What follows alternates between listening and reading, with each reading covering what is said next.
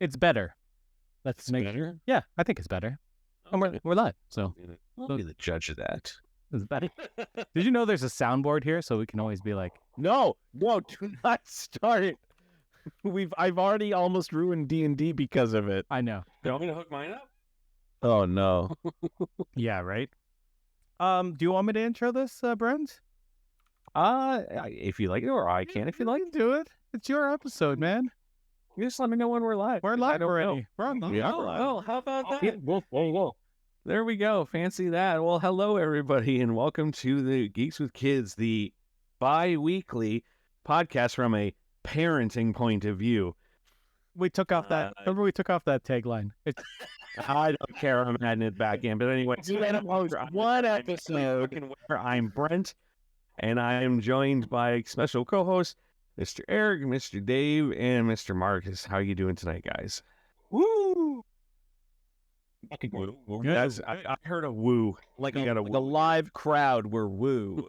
fucking great. Whistle. Whistle. I promise I will not. Just because I'm wearing the jersey, I will not do the voice. No, you should. The whole night. Host it as. Oh, I can't. Nah, that's too gravelly for me. I can't. It's like it's almost like a medium gravel he has, and I either go like too light or too heavy with the gravel. I'm trying to look at our hair. I'm like, who's gonna be the Trent? Or yeah, Oh God, am I Trent? I think you might be. You have the longest hair. Trent Krim is awesome. I love Oh, Trent with- Krim. Who's gonna be Jamie Tart? Do. That's Aaron. I'm going to say Eric. Yeah, Eric would be Jamie Tart there. Oh, fucking mint. Can I be Higgins? I want to be Higgins.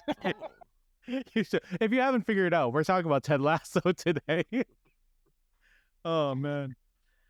Ted Lasso is collectively a favorite show for most of us. One of us is a little bipartisan on it, I guess you could say, and we're here to hear his opinions on that as well tonight. So, but yeah, the finale was last week. Many of us cried many a tears over it, as well as over the entire last season. But we're here to talk about the happy moments as well as the sad moments over the entire 3-season series, which we don't know for sure if it's wrapped up yet or not. They have This not series officially is announced. But Yeah. They haven't officially announced that the show is done, but the story that they've told that we know is finished. I'll go with that. Yeah, sure. So for those who do not know, Ted Lasso tells the story of the fictional soccer team AFC Richmond. They're a struggling London Premier League team which has recently gone through big changes when new owner Rebecca Welton takes over control of the team after earning it in a divorce from her ex-husband Rupert. Wanting nothing more than to see her ex-husband's beloved team burned to the ground, she sets out on a sabotage mission, starting with the decision to hire Ted Lasso, an American college football coach who knows nothing about soccer and even less about England, to be the newest team manager. At first, Ted struggles with this new life, being away from his wife and son, trying to understand the culture of his new country, and how in the hell soccer is played.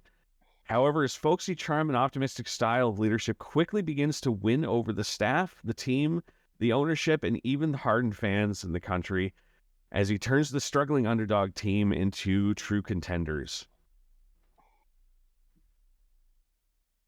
Spot on. Yeah, Yes. very good. I can't even see my thumbs. They're disappearing into the back. This is what happens if you don't believe, Dave. You Spanish. I'm the only one who doesn't have their actual background as their background, as it turns out. Oh yeah, Yeah. You're the only one that has a sports-themed background right now. That's true. I have. Nope, no sports. I don't know why I There look. might be a soccer ball somewhere around here. I don't know. Yeah, there's one somewhere. I think your dog's playing with a ball or something. I had to borrow the jersey. Yeah, it's a football. It's weird to see Marcus outside of the laundry room. I haven't been in the laundry room for a while, man. Well, I haven't been on any podcasts for a while. Mark's in a new room every podcast. That's true.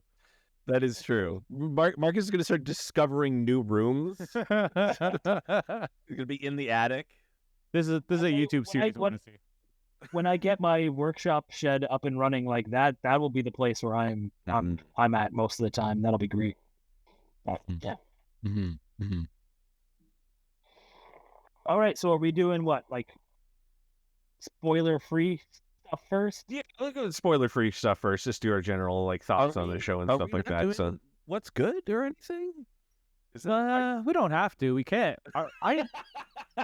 It's Brent's show, man. What happened to the show? we last week we were like, hey, we should do a what's good, and then we decided last minute not to because we're like, let's keep this short, and we still went like 2.5 hours talking about Barry. Yeah.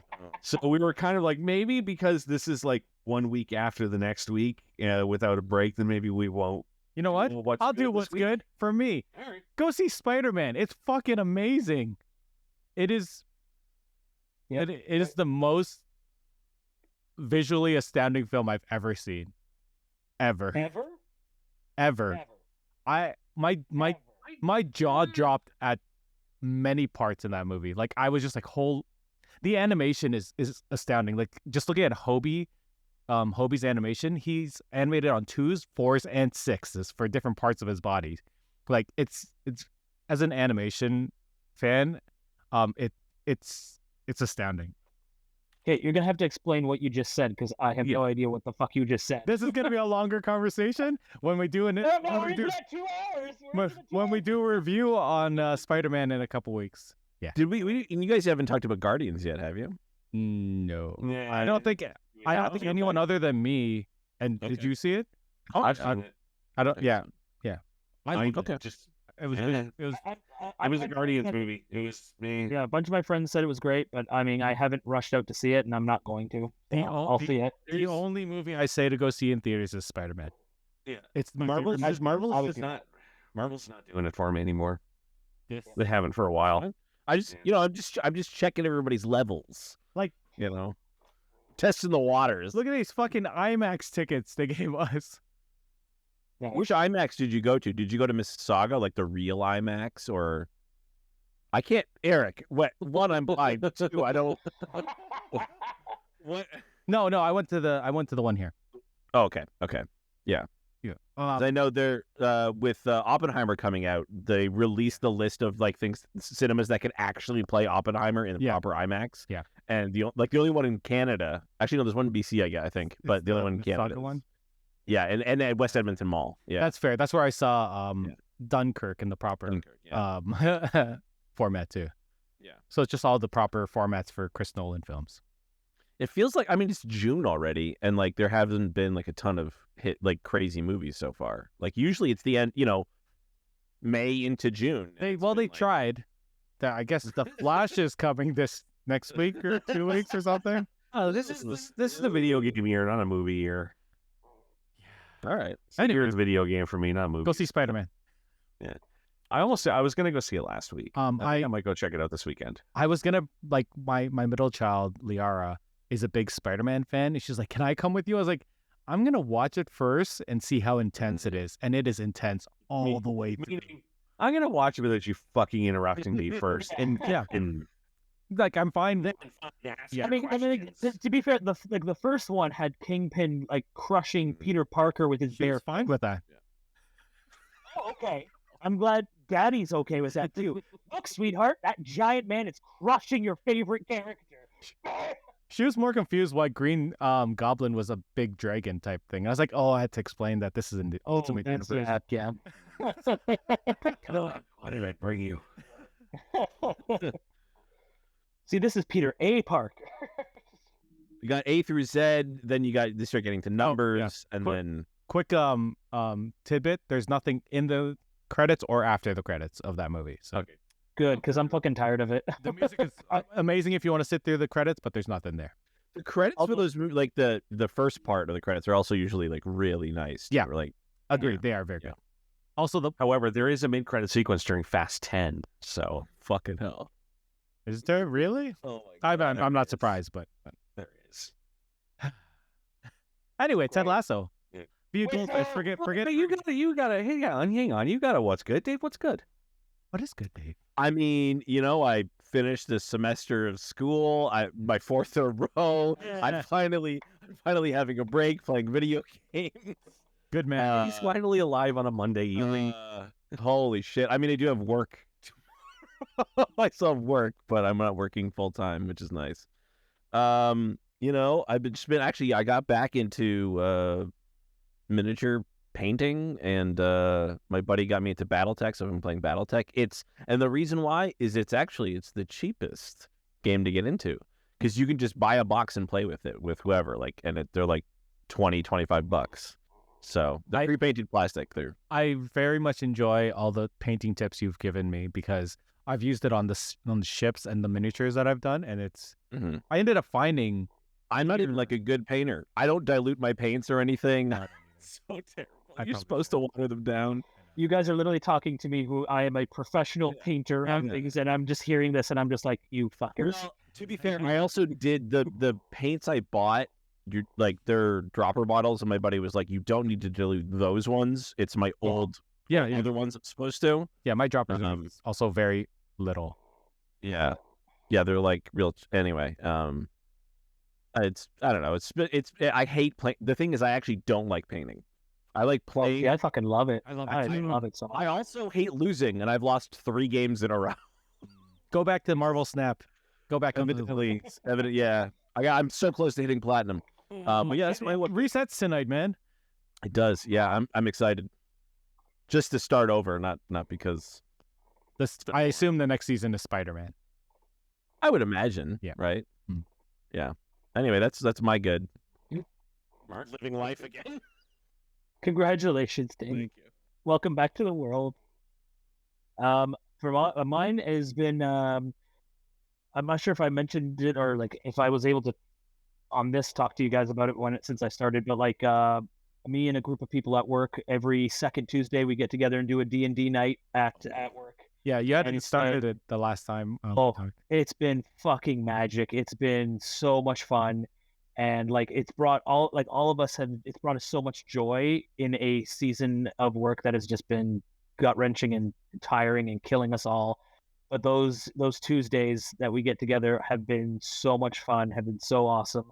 And along with that has come, like, we've all been like making our miniatures and painting our little figures and stuff. So like it's just been so much fun to just get back into that world again. And the last 2 big battle moments that we were supposed to have, we walked away unscathed, no damage, no nothing, because we just thought outside the box and like, what if we do this instead? And it's become so fucking funny. It just feels so good to get back into my world. Eric doesn't know what that's like. What are you talking about? I died the last time. Well, see, this is what's interesting for me, is because like I'm used to playing like barbarian-esque characters. Like I'm the warrior. Like I would always just be, let's rush in, let's break shit, let's fight, let's do this.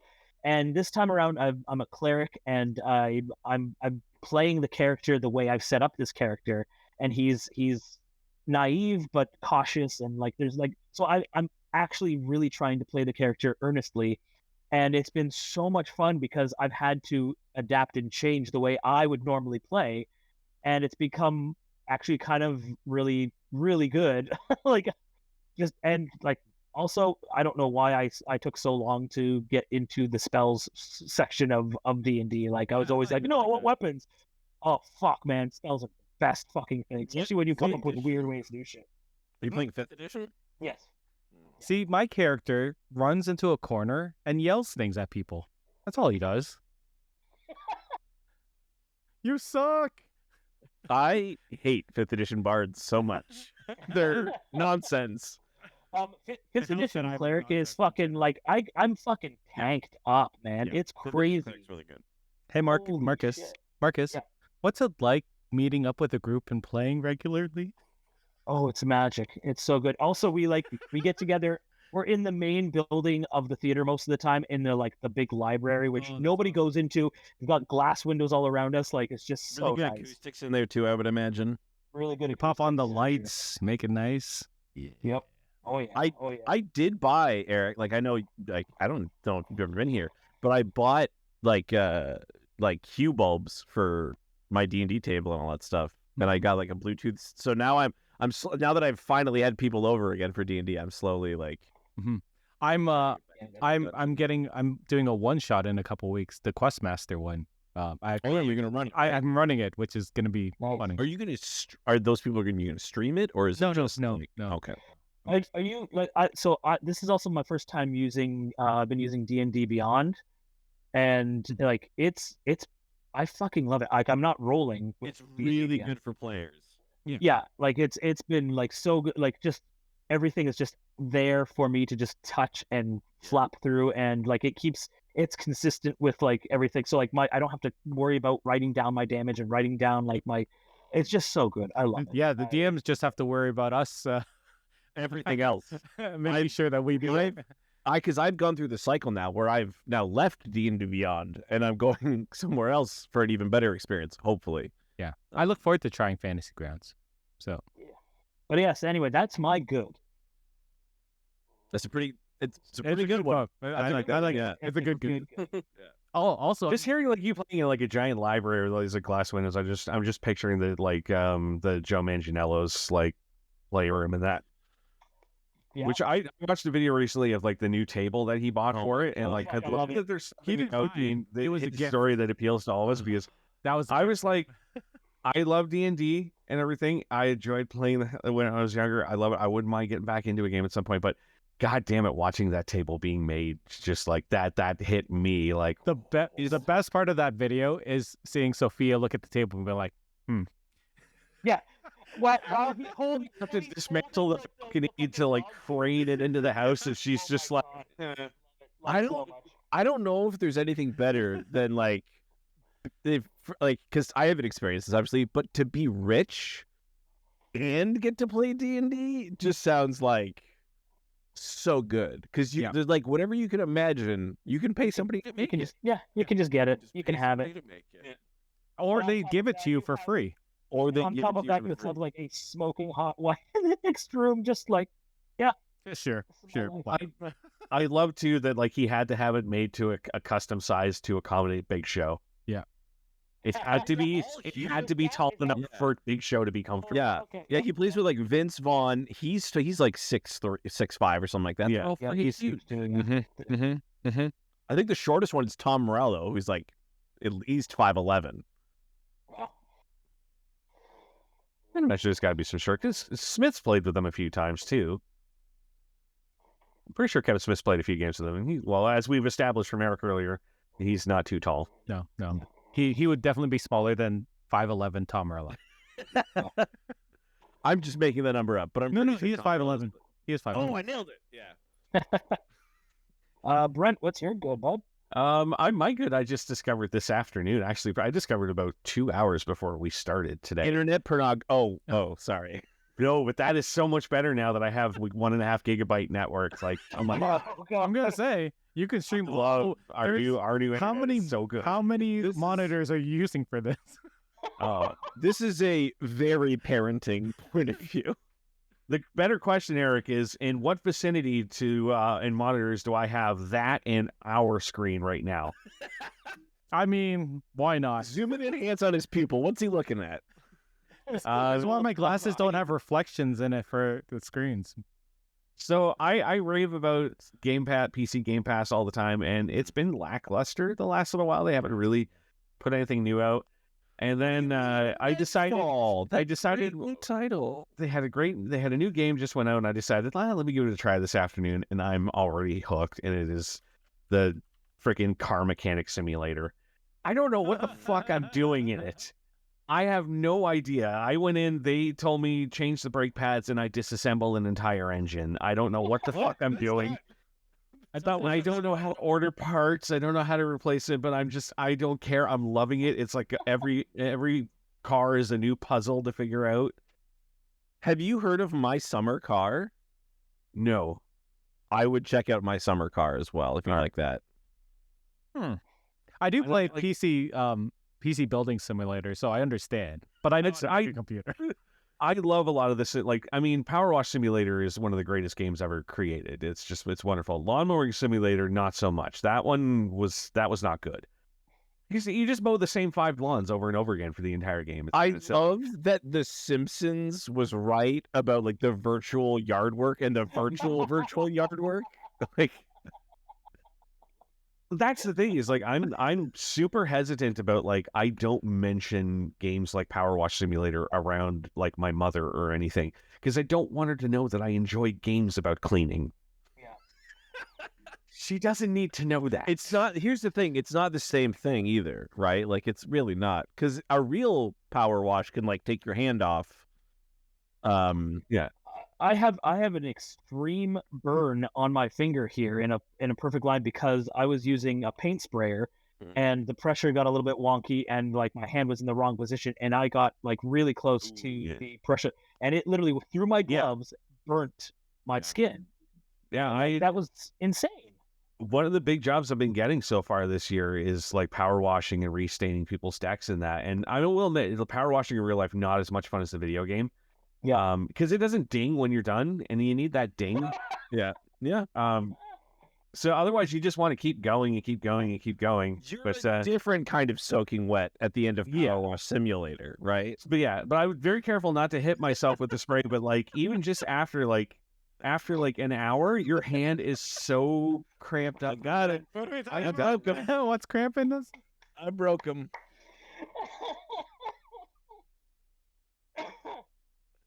Mark, you need a minute? Need to dry off?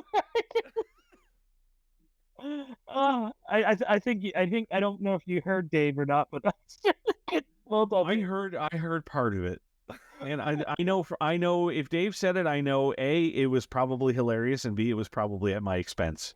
No. Oh, that's awesome. Yeah, no, I'm loving Car Mechanic Simulator. It's so stupid, it's so benign, but I feel like in 2 hours I've learned more than I've learned about cars in real life in 20 years. Like, How you liking Tears of the Kingdom? I mean, I haven't played for a little while actually. I haven't played for the past few days. I restarted replaying Pikmin 3 to get kind of hyped up for the number 4 releasing in July. Mm-hmm. So I haven't really played a lot of Zelda in the last week, but I'm probably going to get back into that tonight or tomorrow because I'm at the point now where I want to start actually progressing the storyline and doing all the temples and whatnot. So That's fair. yeah, it's fantastic. The game is amazing. Agreed. So Ted Lasso. No, it's Ted Lasso. Yeah. We were this close to having dead air, Eric. Speaking of Ted Lasso, let's all get wet again. So yeah, we're going to start a discussion of Ted Lasso now. Ted Lasso, starring Jason Sudeikis as Ted Lasso, Hannah Waddingham as Rebecca Welton, Phil Dunster as the Phenom player Jamie Tart, writer Brett Goldstein as Roy Kent, the team's gruff, hot-headed veteran player. Series co-creator Brendan Hunt as Coach Beard, Ted's laconic best friend and assistant coach, a.k.a. me in high school, apparently according to Mark a while back. Oh, dude, we 100% your Beard. Like, yeah. Not even because of facial or nothing to do with like they're when I watch Beard, it's just like I remember Brent. I remember that Brent. I'm generally very, very like monotone and dry with my humor, and I'm very much I do get the comparison. And also like the strangely smart, but like on weird topics and like just that kind of like it just the kind of person who knows a little too much about grasshopper biology. Yeah, weird shit like that. Yeah. Also, Nick Mohammed as Nate Shelley, the team's Kitman, and Juno Temple as the team's PR rep, Keely Jones. Ted Lasso debuted in August 2020 on Apple TV and ran for 3 seasons, becoming an instant critical and fan success with the premiere episode, and the series becoming the streaming's number one most watched show on the platform. So, let's get started. How did everybody discover the show? Mark, I'll start with you because I know you were a latecomer to the show. I remember that was your What's Good yearly show after it had already gone into the second season. So yeah. So what happened was, we were into the second season, I believe, and you guys had mentioned it, and other people had been mentioning Ted Lasso to me, but I had recently I had just bought my iPad Pro, so I had a free year of Apple TV, and I remember just out of kind of spite, I didn't want to watch the show because I didn't think that the show premise and Jason Sudeikis was going to do a good job. I just didn't think it was going to be funny. I didn't think it was going to be interesting. And I just remember seeing like promos and stills and stuff, and just being like, nope, this doesn't seem like something I want to watch. And it was a lot like when I first heard of the show The League. I was just like, it's a fantasy football like league show. Like I just thought that's just going to be stupid, and it has nothing to do. Like I mean, it does, but it has nothing to do with that. That's not why you watch. And that was like this show too. Like It's with me. That's why I was hesitant to get into that show for a while. Is I wanted nothing to do with the show about fantasy sports. Who cares? yeah, it just seemed so unlikable to me. But I mean, fuck, it was a great show, and this fucking phenomenal show. Loved it. So yeah, and I remember I think I just at some point just said, okay, well, I guess I'll give it a try. And that first episode got me, and I was just like, okay, yeah, I'll watch again. And then next thing I know is I think I was halfway through season 2, and I was just like, guys, this show's great. Yeah, that was me.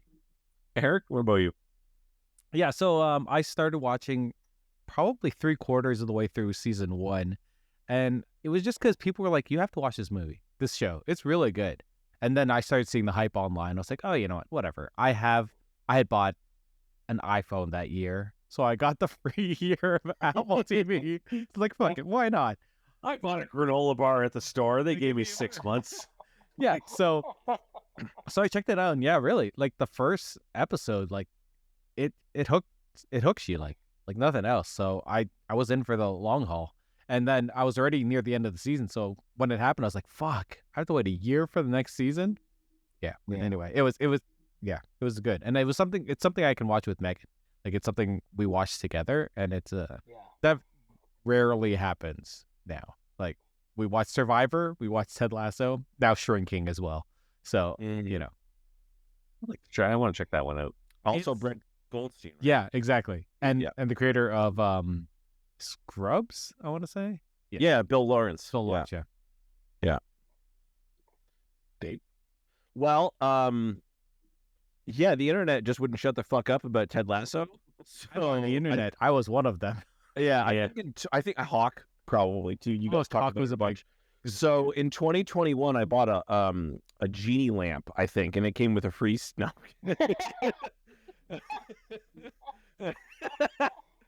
No, I didn't get a free year or whatever of Apple TV. You gonna survive, Eric? Eric is currently struggling to drink. Okay, he got it down.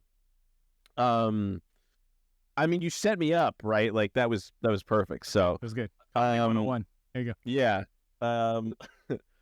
And everyone wouldn't so I started it, and I liked Jason Sudeikis. I always liked him on SNL, and I liked Horrible Bosses and whatever, like a couple of the other films he's been in. So I was like, I'll check it out. And season 1 was done, and season 2 was partway through, and I binged most of it, I think, in like 3 or 4 days. And then a couple of weeks went by, and I think it was halfway through season 2. But because the first season, I think, was shorter, I thought what I was watching was the season 2 finale because it ended on a cliffhanger. I was like, oh, okay, the show's done. I'll just leave it here. And then a couple of weeks later, I think you got, like, Eric and Hawk were talking about Ted. I was like, oh, there's more episodes? And I watched one more, and I won't spoil it, but something happened in that episode of season 2. And I went, that's what the show's about. I got it. And I didn't need to watch any more.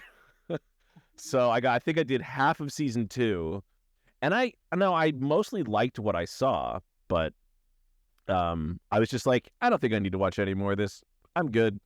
And it probably didn't help that I probably got super busy, because I think that was right around when I was probably going into my second semester of school, so I was working part-time at the school and all that stuff. So we were actually playing D&D regularly around then. Yeah, I was crazy busy then. So it was just like another thing where I was like, I don't really like watching shows week to week either. So I was just like, I'll either finish it later, or I just, as you all are now aware, I just didn't finish it. Just didn't care. I want to know what scene you stopped at. Or... I'll tell you. Yeah, we'll get to spoilers. We're going to spoilers pretty quick. So yeah, there's no sense of talking about the entirety of a show if we're going to try and keep it spoiler free. So for me, it was my brother got me into the show. I had never even heard of it. It was, I think the first episode had premiered like a month earlier, and he was watching it, and he made dinner for the family one night, and kind of the rule of thumb here in our household is whoever makes dinner chooses what we watch when we eat, and he put on Ted Lasso and didn't know what the fuck it was, didn't want to watch a show about soccer, but I was like, oh, Jason Sudeikis, I like him. That was it. Just the one episode, and I was absolutely hooked afterwards. But I'm also like, I don't like watching shows week to week. I like waiting until the entire season's done. So I waited until the end of season 1 and binged the whole thing. Couldn't do that for the rest of the seasons, though. The rest of them, I had to watch them as they aired. Yeah. Fair. So, yeah. So we got our general thoughts and how we were introduced to the show and whatnot. So like I said, let's not keep this spoiler free for super long, because and as we offer to you, Dave, if you don't want to be spoiled, you feel free. No, I get do out. not. But I have a feeling that like you are more morbidly curious to know how it ends without having. No, I think I have a good guess. It's pretty apparent what happens. I feel like the show, because season 1, you think like, oh, the arc of the show is about him connecting with these people, but that's kind of like the end of season 1. You're like, oh, okay, so it's not the whole show him connecting with these people. It's going to be about him dealing with what's actually happening in his life, which is kind of off screen. And when that kind of bubbles up in season 2, because he starts talking to I can't remember her name, but I believe she's a psychiatrist or a psychologist. She's like a team psychologist. Dr. Sarah Fields, and played by Sarah Niles. I think it was his second panic attack, and I was like, I don't need to watch anymore. I was like, so that's why you stopped? It's not why I stopped. It was the end of an episode, and I was like, okay.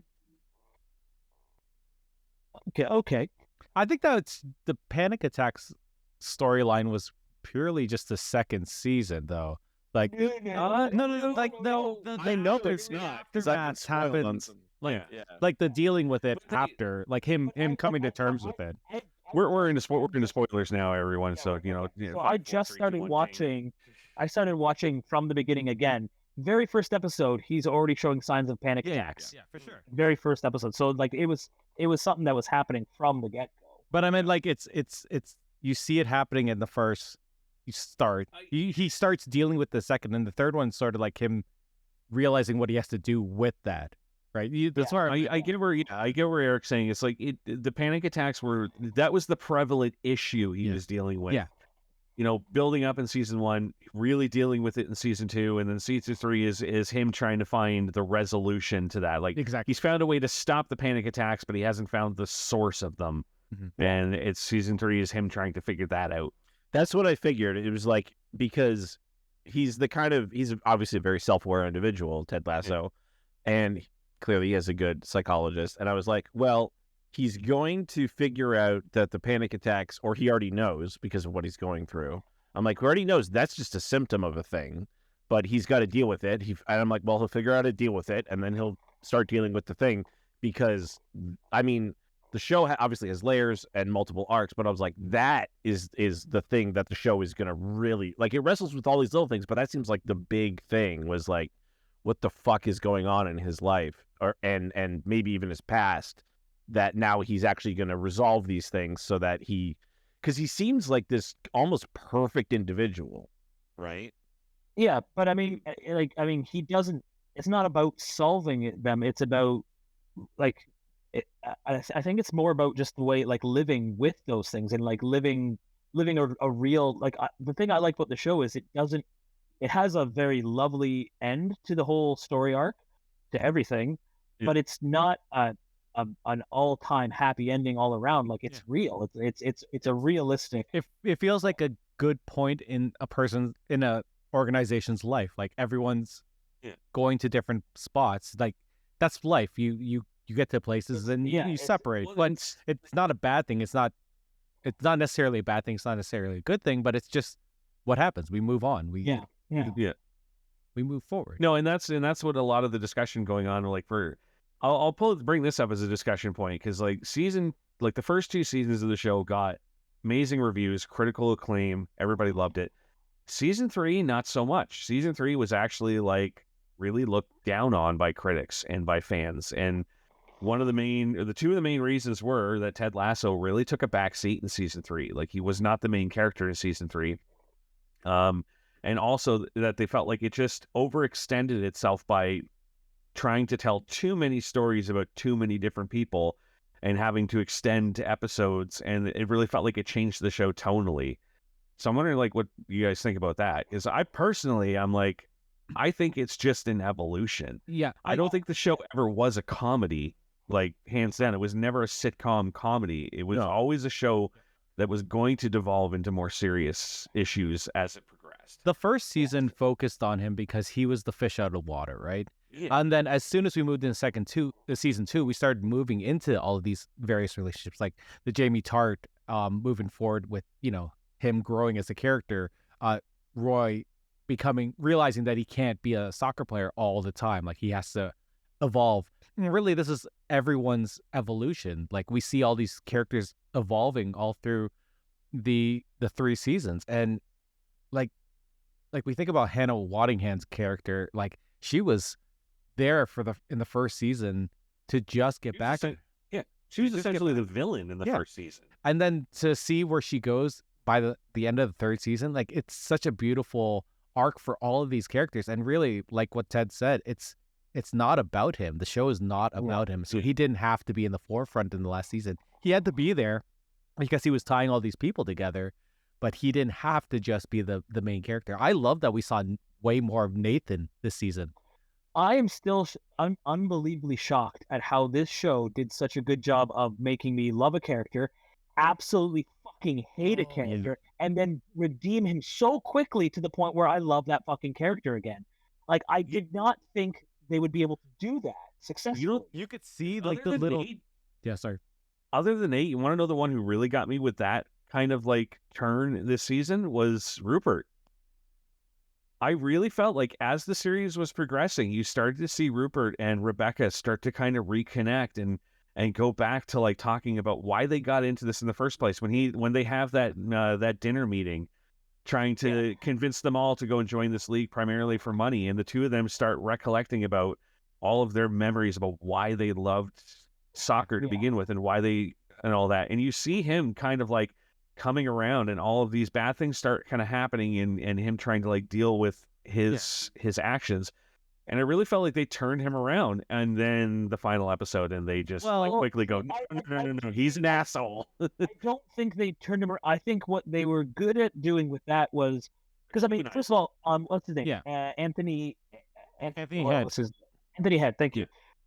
He's a fucking brilliant actor. Like, he's so good. I still love him from Buffy. But, like, Anthony Head is such a good actor that, first of all, it's hard to hate him, because even though he plays villains all the fucking time, it's hard to hate him. So he's already got kind of a charisma and a charm that you're gonna fucking love. Now he's playing a very snarky, awful, evil character and everything, but they gave him a few slices of humanity, because everybody, including the bad guys, have those slices of humanity. Mm-hmm. And I think what they did with him was really great, because it gave you just that moment of, like, oh, I kind of like him, but wait, no, I'm not supposed to like him. It's just enough to make you kind of, for me at least, I saw the humanity there and the fact that it's still there. But at the end of it, I'm like, no, he's still, like, a son of a bitch. He's still an asshole, because, and it's he proves that point right at the end when he tries to kiss Rebecca again. Like, it's just that, like, he's a real character. He's a real person, and we're all flawed, and he is just flawed to the nine. Exactly. I think the only character in the show that they ever didn't do that with was Kufa. And basically he was like a caricature of a villain. Like, well, he's only in 2 episodes, isn't he? Yeah. I'm pretty sure he's in like a couple episodes. Oh, he's in like a couple episodes of season 2, and then 2 episodes of season 3. I only remember. Yeah, because he was originally in season 2 trying to steal Sam to go join the Nigerian team. Yeah, and that was what ultimately led Sam to opening the Nigerian restaurant. Yeah, I thought that was just one episode. That's just one. Was that? I thought it's just one episode, and then the same episode that he tells Sam that he paid to not have him on the Nigerian team is also the same episode that they do the Super League thing. Okay. So he's only in 2 episodes.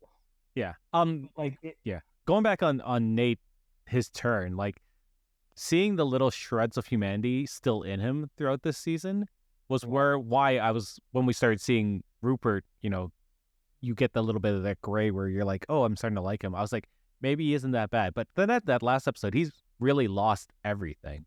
Yeah. So he's really on the edge, and he just fucking flips. Like I didn't expect him to not, right? Like we had seen a little bit of good, but at that point he's lost everything. Poignant that we all know that he lost the team that he loved, and then to be ridiculed and called out by that team, by those fans being wanker, calling him wanker.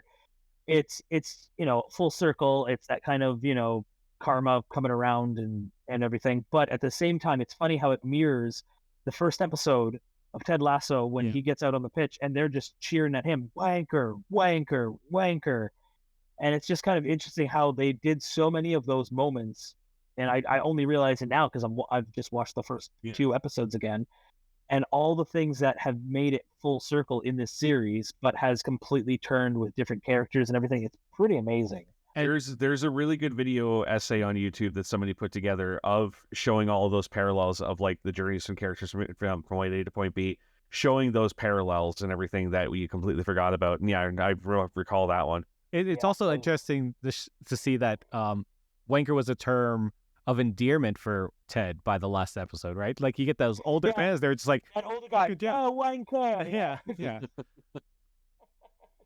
No, I love the heel turn of Nate through that whole, especially through season 3, because like you just see that all it is like he wants validation in season 2. Yeah. He sees the light at the end of the tunnel. He sees that what he could be, and he wants the validation for it, and he feels like he's not getting it.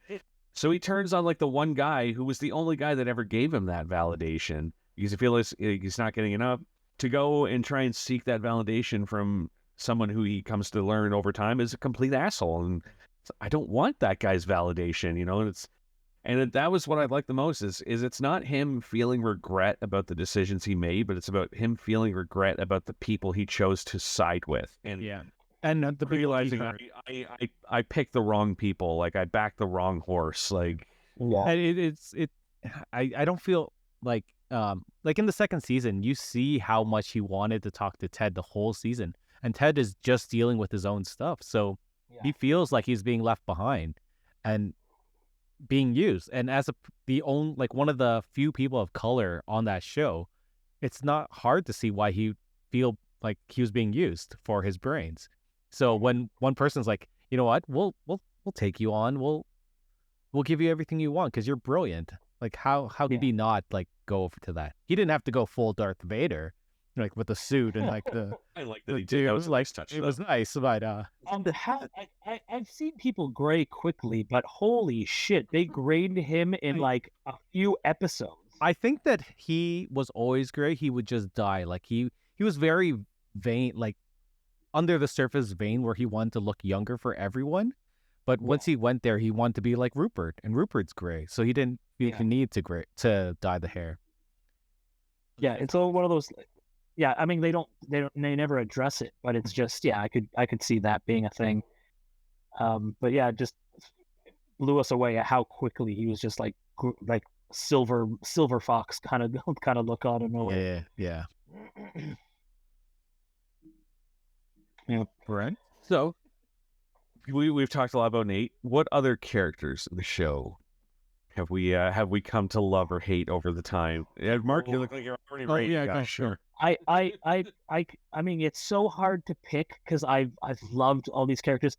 For me, I think it's always going to come down for the number one is Roy Kent. Like he has had some of the best moments, and when I think of all my favorite and most memorable moments, it's almost always involving Roy in some way. Be a diamond dog.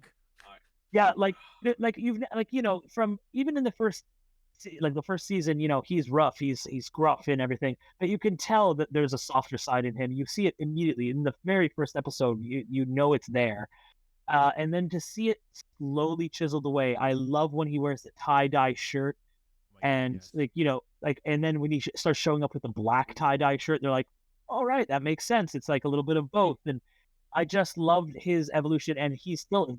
I think it's season 1, episode 1, season 2. When they go on a double date. I think it's season 1 or episode 1 or 2. Him and Keely go out with Rebecca and some guy that she's gone on a date with. And when they're at the end, she's like, "So what do you think? Do you like him?" She's like, "I think so. I don't know." And he has that speech where he's just like, "Are you fucking mental?" He's like, "You should be absolutely fucking head over heels. You should be fucking crazy in love with this person." Like that whole thing is just you hear the voice coming out, right? And then you just kind of are like, you're listening to the words and you're like, this shouldn't work, but it works. And you are a genuinely good man. Like, it's just, absolutely love the development of Roy Kent. Roy still hands down. He has two of my favorite moments over the entire series of the show. And one is, the training session with the ropes. And not even just the training session with the ropes. Explain it to Dave. He hasn't seen this episode. So they come up with they want to try new training methods to help teach these guys a new style of play that Ted's introducing. And the first method that they do is they go, well, what if we tie pairs of players together by ropes? And Roy takes control of that and decides to tie them together by their dicks. And hilarity ensues. But What season is that? Season 3. The part that gets me the most though is when they realize it's not going to work, and they go back into the change room, and it cuts to him going, "Now what we do is we get it so that we tie them all to the same dick."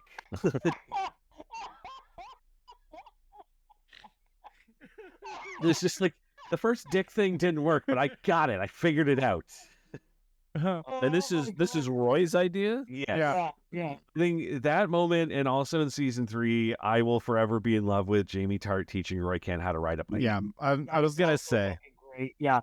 Also, like just that bromance. Like I wanted to see it develop, and as they did, I was like, I'm not disappointed. I'm happier every time I see the two of them do something, and including, I mean, again, we're going right to the end here.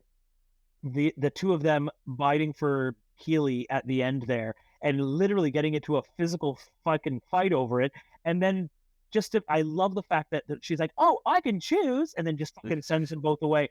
Because again, The look between them, like, we're idiots.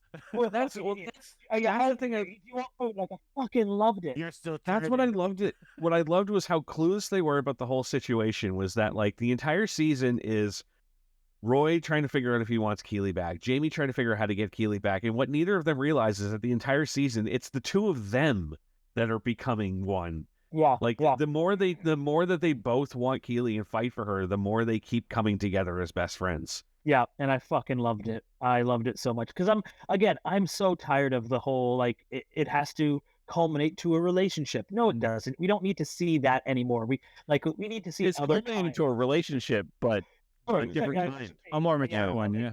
The shot of I don't know about mature when Tart gives him his old Premier League uniform and is like, I had them change the E.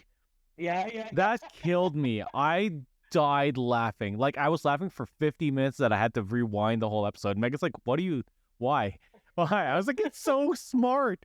It's such a smart joke. And it kills me. The look that when Ted was looking through the change room when Jamie was icing his leg, and he just saw like Roy Kent and Keely there, just celebrating with him as friends, and he knew that his in the first episode he said he wanted to make them better people, and that I feel like that's the point when he saw them and he's like, everyone here has gotten to a point that I wanted them to be, and that's why he decides to leave. And I was like, fuck, it was such a good, like, it's the writing and direction on this show is just fucking spot on, man. Obviously, Dave can't answer this, but I gotta know how uncontrollably blubbering were you guys at the Believe scene in the finale? Oh, okay. So Believe got me good. Yeah, that one got me really good. And then I didn't expect video got me, and then I thought, oh my god, okay, like this show really got me, and then I had then 2 minutes later, the kick in the nuts of the believe sign, and I'm just like, Jesus. The first I was the first time was when Nate was staring at the empty spot, and he started talking about it, and he did his apology, and he's like, I still see it when I look up there, and I was like, and then they did that believe scene, and I was like, oh my god, they kept the sign. It was such a beautiful like circle moment there. It was just. I was okay getting through the video. Yeah. Nate what got me like close, and then like the belief sign for sure broke me, absolutely broke me. And then the scene with Ted and his mom in the kitchen, the Fuck you scene. like the fuck you scene, like that one really got me, especially like when like the part where she's just like, your son misses you, and I was just like, oh, it's just like absolutely destroyed me. Yeah, the fuck you scene got me. The Beard's backstory. Beard's backstory. Holy shit. So like if you break it down, he's not saying a lot. He is not giving us too much information, but it makes so much sense, and you get this sense of this entire life. You get this sense of who he was and who he became because of Ted, and oh, it's so fucking good. And I love that they.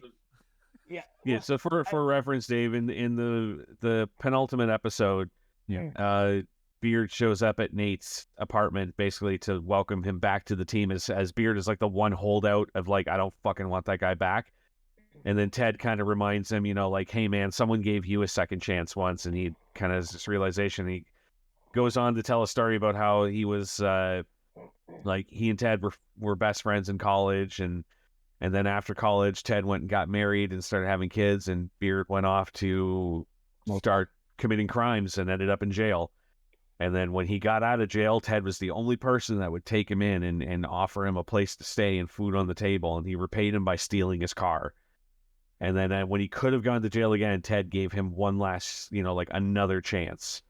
And he became the man that he is today because of that. And he's like, so I grant you a second chance. Like, but like, it's also the delivery of him giving that speech. Like, he's sitting there the entire time, arms crossed. He's still so stoic. You're saying Nate or Beard? No, Beard. Okay. And like, Nate is listening to this story, and Nate is like terrified because he's like, I'm not sure if this man's here to kill him or if he's here to like tell him something good. Like, he has no idea what's about to happen.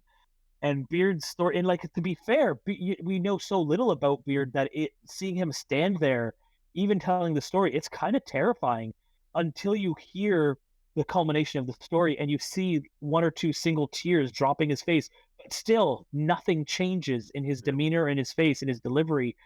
And it's so powerful because you just understand this man so well, and the admiration and love that he has for Ted, the respect he has for him, like all of this built in there into this man who knows he's flawed, who knows he's fucked up many times, who knows that like he's only got a life because one man with kindness like thrusted upon him. And it's just so great. And I love the fact that the way Ted does it, and like reminds me, because again, Dave, you didn't see this part, but like he goes to, because Beard is the only person that doesn't want Nate Shelley to come back to AFC Richmond. And then Ted shows him the security video of Nate coming in and ripping the sign, the believe sign, which everybody was mad about Nate, but like also shows what happened in the aftermath of Nate having to hide under the desk while the entire team was in celebrating, and then having to stay hidden under the desk when the cleaning staff came in, and then like all like this entire ridiculous thing, and he's kind of giggling about it. All the doors are locked, so he has to jump out a window, like, and then he still closes the window back, and like the line that Ted says, he's like, if we are to judge somebody on their worst moments, we'd never like I can't remember what he says, but something like that. He says, I feel like he says that a lot in the show is you can't judge people by their worst day. By their worst, but at the end, barbecue sauce. He says barbecue sauce. And barbecue sauce, yeah. That's right. And you can see, and you have that moment of like, you understand that he is specifically citing something in Beard's life. Mm-hmm. We don't know what, and we have no idea why it's affecting him until a few scenes later when you see him show up at Nate Shelley's door. And the way they set it up was perfect, because I almost forgot that Beard was so affected until you see him and he starts his story. Mhm. And it's just incredible the way that whole storyline plays out. And then the Beard and Ted's goodbye on the plane is also fucking brilliant. Mint. Fucking Mint.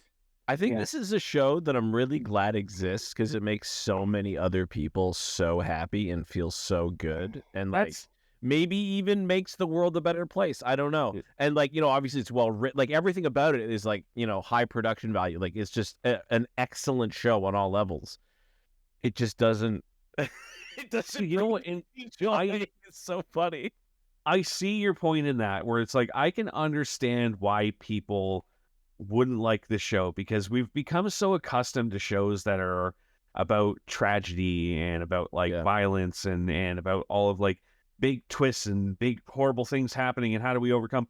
And it's rare that you get a show that is just nothing but positivity, oozing positivity. And it's like, and it's just it's because there's nothing else like this out there that's why I love it so much, because it's just such a breath of fresh air. Like I know exactly, like, because like it's the juice. Like what, like clearly you guys, like this show gets you guys like energized, and it doesn't for me, because I like seeing like like Black Mirror gets me energized because I like seeing the bleakest thing and then the shred of humanity in it. Yeah.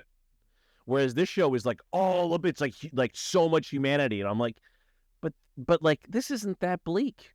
Well, that's why like originally really positive. It's really cathartic for people to watch this, and just especially 100%. based on what we've gone through the past couple of years. And I feel like Shrinking is doing the same thing.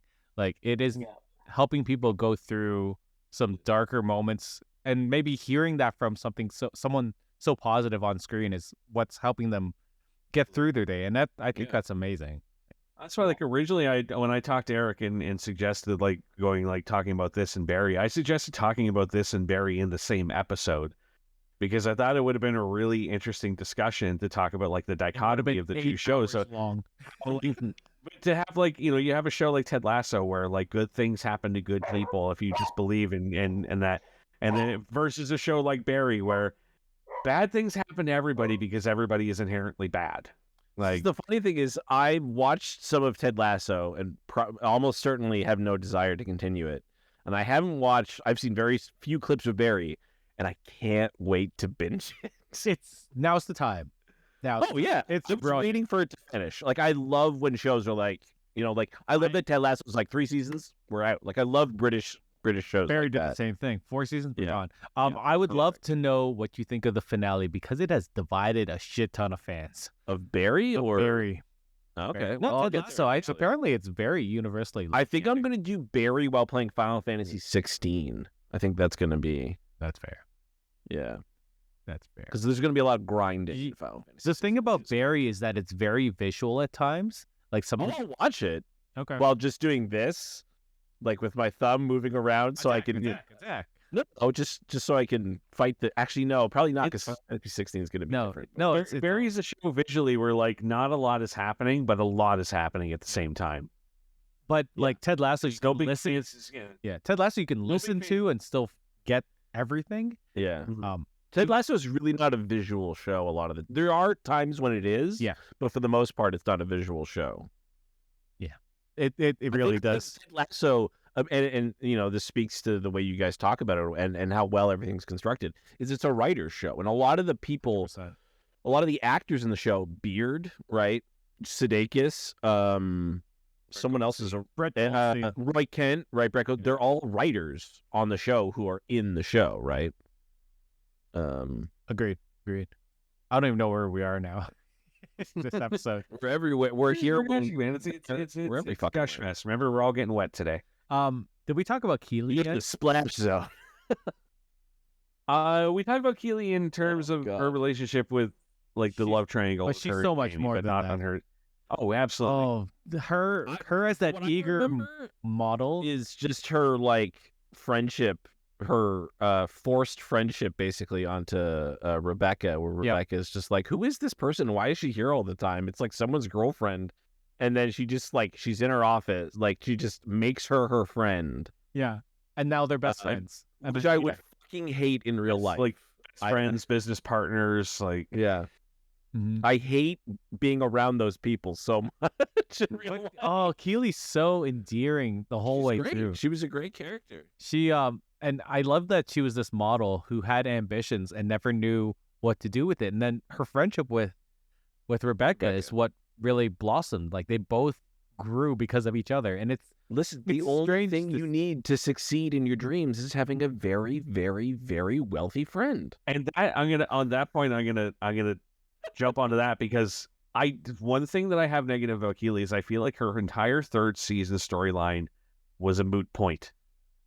Because where she started in the season and where she ended was the exact same place. And it was like a great journey watching her, like, she discovers she loves women and she starts dating I can't remember the character's name, but no, she the looked like person who, she looked like Lauren Mayberry. yeah, so they start dating, but they're also in business together. So when the bad things start happening, like a sex tape of Keely's pops up in the public, and she's looking at this woman as like, I need my girlfriend right now, but she's only compared or Business busy with partner. what happened, how this is going to affect the business. Mm-hmm. And when Keely doesn't go along, she pulls out all of her funding, and basically Keely's brand new company shuts down. Right. But then in comes Rebecca going like, oh, do you need money? Oh, yeah, that's nothing. Here you go. Have money. Yeah. And Keely's right back to where she was at the beginning of the season. I felt like that. It felt like there were no stakes for her this season, as opposed to a lot of other I understand. It feels like she should have been like there should have been something that like felt like she had something her own. Like if she had like a giant company in the beginning, and then it felt like she was boots on the ground and loving it more at the end. I feel like that would have been a different. Like think if she for did me it by herself, like without Yeah. Rebecca. Like I think that would have been amazing. that, or if it wasn't, like Rebecca gives her the money to restart the same business she's been running all season, because you never really seemed to enjoy doing the business. It never really felt like that was what she was there for. It seemed more like she was there because she liked the people. She was in love with this girl and she liked the people who were working for her and all that. And I think it would have been better if, like, at the end of the season, she refused Rebecca's money, and then we see when she comes in with the pitch for female Richmond team, and you realize that that's what Keely's journey was this season, was to realize that, like, the PR firm was not her. That's not where she was meant to be. She was meant to be doing this. I thought it was really weird that we had such a long story arc with her and her model friend, and it never really went anywhere. Yeah. The one that went sort of psych. Yeah, the one who, like, went crazy and was like, I'm going to start my own firm, and tried to Jerry Maguire everyone out of there. Which that was It kind was of funny. funny, but it I don't. But yeah, I don't that understand. it never amounted to anything. And that's why I'm partially thinking that there's, like, I do think they're going to continue the story. I do think it's like we discussed before. It's not going to be Ted Lasso. The show is going to shift. It's going to be AFC Richmond is the focus, and they're going to focus on the teams. And I say teams because I think they will focus on, like, a female team. I hope. And maybe that'll be like a storyline, is like, how much does Rebecca focus on the male team versus the female team kind of thing, and that balance. And I feel like that's where the show is going to go. And there's a lot of unresolved storylines that I think that they saved for that reason. Yeah. I wasn't sure how they would move forward. And then as soon as I saw Ted's quote in Trent's book, like, one small suggestion, I changed the title. It's not about me. It never was. I was like, they're fucking spinning this off like a motherfucker. If not one, but then two shows. But I would love one show that focused on both the male and female teams of. I don't know the actor's name, but I want Trent Krim, Yes. probably as Trent Krim, to do all of the audiobooks. He. Yeah. He He's was a major part in season 3. Yeah. He is one of the biggest characters in season 3. And he has some of the best parts. Like when he did the whole the gay storyline where he talked about his coming out story and how what's his name? Oh my God, who's on the team? Who's gay? Oh, I always want to call him Chip because he's a little white Yeah, kid. Colin, yes, Colin Hughes. That whole their friendship and how he helped him go through like his worth as a gay man, like in that team, like it was such a wonderful story. Like, and then McAdoo's friendship with Colin, and then that whole Colin's story was so good. It's like seeing more of the minor characters take a forefront in the third season made me want more. That's one of the things I wanted to touch on with you guys too. Is like, how did you feel about them really expanding to focus a lot more on the team this year? Like with half of them, like they promoted 4 of the team members to becoming main characters this season, like on the main cast. And I honestly did not care about Colin, but now that I've seen more of him, I want to know way more of him. Yeah, like, he was so good. Like McAdoo was always fun. Like he'd do bits and stuff, but they showed his character this season. They showed how much he cared and how the ones I loved how Colin was really pushed forward. I love how Zorro was really pushed forward. Sorry, Van Damme. Van Damme. And then eventually Zorro. Yeah. I like that. I like his relationship with Danny was way more prevalent in this season. Danny was obviously a fan favorite, and he was wonderful. I feel like Danny was a little backseated this season. He was, to the first 2, though. Yeah. But what he got this season was so good. Danny Rojas. Danny Rojas. Danny Rojas is. Do you know? So do you know how they have a sequence in season 3, Dave, where I guess it's their version of the World Cup. Yeah. And several of the players from the team are sent off to go play for their country's teams, and Canada goes up against Mexico, and so which puts the goalie Zorro against Danny Rojas in a game, and Rojas basically, when you're not on his team, you are his enemy. Oh, I saw that clip too. It was all over Twitter, man. I mean, into his face, completely shattering Zorro's nose. And then, like, he's terrified of Rojas for the rest of the season. And then you just keep constantly seeing, like, and then Rojas just snaps back into when they get back, like, oh, hey, buddy, how's it going? Like, oh, look at that, how's your face? You know? When Zorro, passes him the nuts on the plane and Danny just turns it over. He pants some Doritos. He gives him he crushes it and just dumps them. Do you know how the actor Danny Rojas got his start in acting?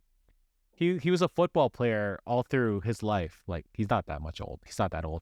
But then he was like, you know what? I'm going to try an audition for this thing. And he ended up becoming Kristoff in Frozen on stage in Mexico. That was his... Wow, really? Yeah. So from there on, he was like, you know what? I'm going to do more of this acting thing. And then got like Ted Lasso not too long after. He was in Spider-Man No Way Home. Yep. Yeah. He's the he's in the mid-credit sequence, the bartender talking to Tom Hardy's. That's right. I do remember seeing the movie and going, Danny Rojas. Yeah. Venom is life. Yeah. Venom is terrible. Did you guys are we?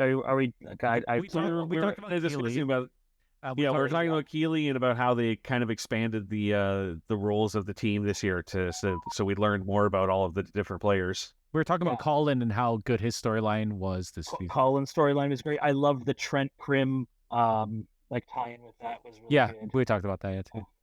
Trent Krim in general this season made me want to see more of Trent Krim. Also, I wish that book was real because I would read the shit out of it. It probably will be eventually. Yeah, hopefully. Listen, they made that Ant-Man book real, so also the Barney book from How I Met Your Mother was real, so they might as well do this one. This one's probably way more. Yeah, I'm looking it up right now. The Richmond Way, the unbelievable season of a Premier League underdog. There are because he's an actor, there are photos of Trent Krim with short hair, and I do not care for them. Yeah, no, me too. I'm looking at one right now, and I'm just... They are unnatural and should be wiped from existence. Have we talked about Sam on Lasagna? No. His storyline was amazing this season. Fucking loved Sam. I loved his arc. I loved the restaurant. I just love that character. I really love Sam and his dad when his dad comes in. Oh. It was so heartwarming to see them together and how much how Sam wanted to just make everything perfect for his dad because he has him on such a high level of respect, like the pedestal. And the fact that his dad was like, you know what? I would love anything you do. And then he takes him to his restaurant, and his teammates are there fixing everything. Oh, that killed me. It was so good. So and it was beautiful. Jamie's idea. God. Jamie's idea, full circle, Jamie being the biggest dick in the first season, hating everybody, and then coming into that beautiful full circle, like, one of the strongest teammates that they have. And I loved the fact that, like, he's in the middle of explaining and he's just like, oh, call me Ola. And then the sign lights up and he sees that the restaurant's been named after him. Yeah. Oh, God. Just really quickly here, there's a quote. While it's not in a legitimate book yet, we do desperately want them to punish Trent's book just so I can read Roy Kent's forward, and I hope it just says "fuck off." That would be amazing. I really enjoyed that this season we got to know a little bit more about the fans as well, and May. Like we had always seen them as like little tidbits, but May at the end when she's like, maybe you guys can, finally build relationships with real people, and like she would give like such good advice. Her reading of This Be the Verse by Philip Larkin, that's the parenting poem that she does, was so heartbreakingly good that I've watched it and read this poem like pretty much every week since that episode came out. Yeah. And it there was this moment. I saw Kevin Smith on Saturday night or Friday night for those who are listening to the podcast, and there was this person that went up and had these questions about how her dad didn't support her as an artist, and Kevin Smith was doing his best, trying to assert this girl and be like, you know what, go forward with your art, blah blah blah. And then she would start to go fight back against him. And part of me was like, do I go up on the mic and just read this poem to this girl? Because this would help her so much. Like, there are reasons why, like, I think that the writers on this show are brilliant and need to work together because they come up with things like this. And like, this is going to inspire so many people. Like, just pulling things that people can look up and read for themselves. It's hard for that. I really liked May also doing it, like when Keely is really down in the bar and she like kind of tells the life story of like how she had the bar, like what happened, and like it's just really cool to have those like even small little tidbits about these such minor characters that we've seen little clips and little like one-liners from, but just like they did a great job. Let me get you some food. I can't have another drunk white girl ruining my Yelp reviews. I love the joke too of like at the very end the three guys all pool their money to buy one share to share between them and the team, and then May just drops the stack of shares that she bought. Yeah, I love that so much. I also love the fact that like when those three fans come up to Rebecca, because like that was the moment I'm like, well, she's not gonna sell the club. But as soon as they're like, you're the heart of the team, thank you so much, or blah blah blah, like all that kind of stuff, and I'm like, she's not gonna sell the team. No. Just such a great little moment. Also, when the fans are when Ted invites all the fans to in the stadiums for all the practices moving forward, I thought it was just gonna be one episode, but he just kept on. Every single And I love that because that, like, it's such a respect to these fans who love this sport so much that they would just even just go to watch them practice. And then the big black fan, I don't know the names of the three guys, but when he's like going around trying to get anyone in the crowd with his buddies, does anybody else want to tie their dick to mine? Yeah. I want to ask you guys what you thought about the Sound of Music sequence in the last episode. I did not care for it actually.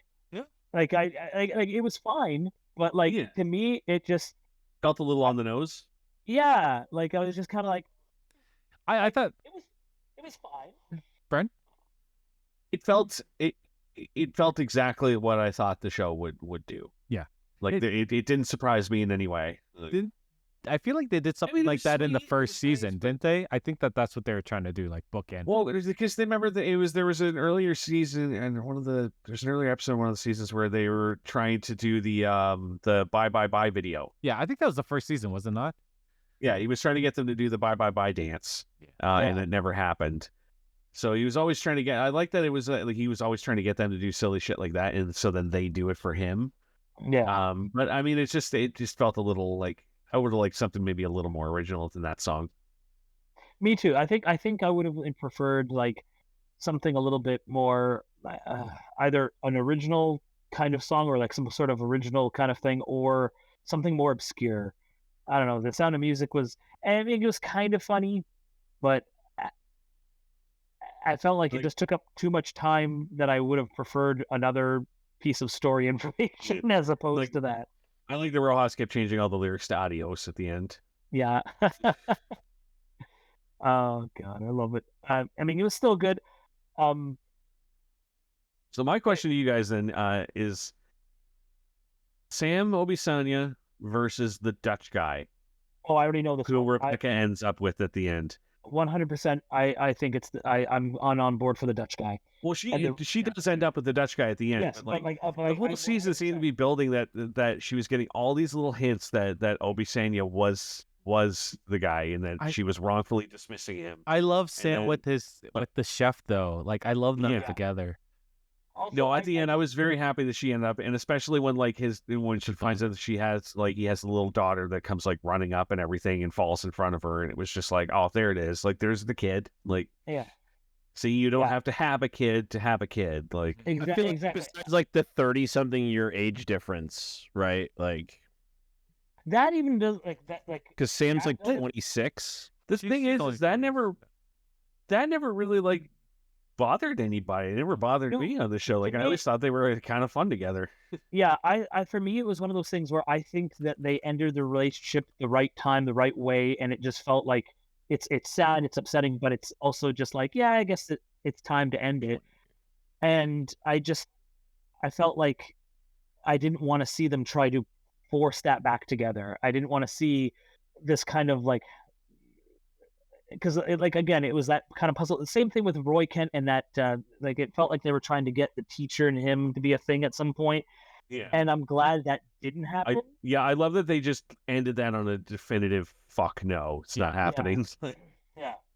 Well, we never know, right? Because he's not getting back. It doesn't look like he's getting back with Keely, and I sort of don't want them to.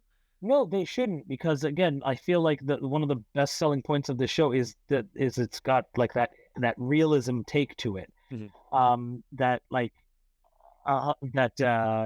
you know, like it's real life. Like Keely just says, "Oh, I can choose either one of you." Like that seems like the TV ending to it, but she's like the whole "fuck you, no, I'm not choosing. You're both idiots, and I don't need to be with either of you." Like that kind of feels better than one of them actually getting there, or that, you know, like I just think that those kind of realistic takes on the relationships and stuff in the show are just much better. If I could just segue to another, Higgins. God, I love Higgins so much, and he's such a good man, a good father, a good dad. Like he's just so good, and I love everything they've done with his character, and I love the fact that it's that the all the players still go to his place for I think it's Thanksgiving, or is it Christmas dinner? Christmas dinner. Thanksgiving in the UK. Sorry? No, It's definitely Thanksgiving in the UK. Yeah. Oh, okay. Yeah. The I also like that Higgins was sort of like this big brother to the new kid man. What's his name? Will. And I love. I honestly always said, wasn't Will his son? No. I swear to God, I thought Will was his son the whole time, and that's why he was so nice to him. And the part where they go to Amsterdam and he brings him to the jazz club, which is the funniest damn thing. And then Will thinks he's being brought somewhere to have sex. Like, but Will still gets a threesome. He calls his mom. He's like, "Mom, I had a threesome with a nice couple." But like Higgins is I just love that character. I love the fact that he's just so open and willing to like every time he gets so excited when the Diamond Dogs get called in, and he's like, "Oh, here we go, Diamond Dogs!" Like I just love that character. Like I just, yeah. Can I be a Diamond Dog? What? Oh. What are you doing? What I thought was funny for the Diamond Dogs is that Diamond Dogs is the Metal Gear Solid 5 mercenary company. I have a Diamond Dogs patch on my hat that I wear every day. Like, I was like, Diamond Dogs? But that's such a weird, like... Diamond Dog, also Ving Rhames' character from Con Air. Oh, nice pull. Apparently very popular. I also just want to, like, I just cut, because I got them out here, I'm looking at them. some other like McAdoo. God, I loved Isaac McAdoo. Just his penalty kick in the last episode. I love his confusion when he hands him the ball. He's like, "You take this. You do the kick." He's like, "What?" Like he's so brutish, but at the same time, just like he's just a child. Like he's just a sweet childish man. And like I love the throwback to the dog looking scared. Yeah, yeah. I like that. He's got a helmet on now, looking terrified. But I loved his like 'cause again you see a typical TV scenario where Colin Hughes like we think he's about to be outed in a bad way, or we think that he's gonna go through like this humiliation kind of point of the story.